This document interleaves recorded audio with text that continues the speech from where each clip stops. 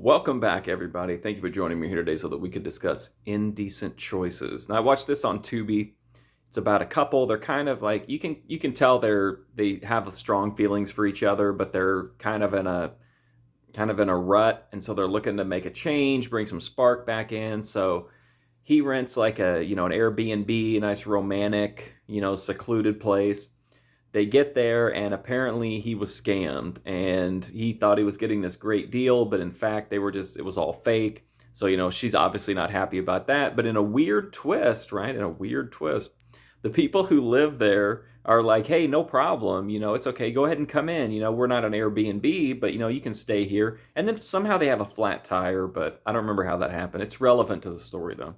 So they have a flat tire, and so he's like, hey, you can stay here till you get the flat tire fixed, whatever. Well, the first night you can tell there's like some, there's some vibes happening. They go into the hot tub. There's some like sudden disrobing, and then the owners of the house start basically like hooking up right there.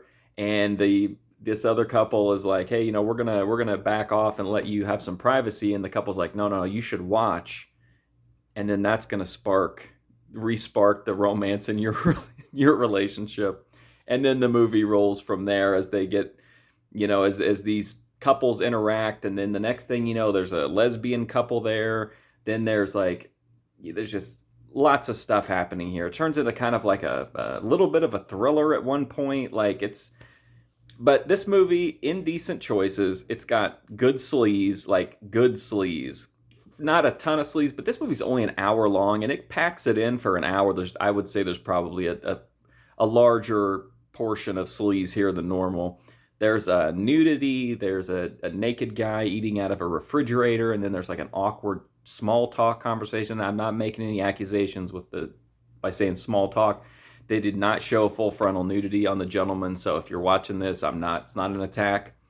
But there's nudity, there's sex scenes, there's a really really cool like surreal scene almost that's like Eyes Wide Shut inspired. The acting is okay. The dialogue is kind of funny and corny at times. It's not that some of the acting is pretty terrible, but some of it's okay. There's just it's a low budget. A lot of these people are probably either inexperienced or non-actors, and I think they did fine. It certainly held my interest.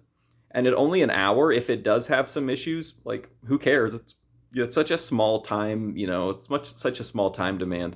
But I thought the pacing was great. I thought they packed in the sleaze, they packed in the dysfunction. There's a great line in it where the like real dominant dude that owns the house is like giving the other guy advice, and he's like, you see my wife over there, I love my wife and I spoil her sexually. Like that's the kind of great lines you get in this movie. Anyway, I got to stop talking about this movie. That's my review of Indecent Choices. I watched it on Tubi from 2G Inc. Productions, I think. And anyway, if you want to check out more, go to my website, markfusions.com, or right here on YouTube to my movie review playlist. But until then, thanks for watching this one. I do appreciate it. Sorry I rambled on forever. This movie was really wild. Anyway, I'll see you next time.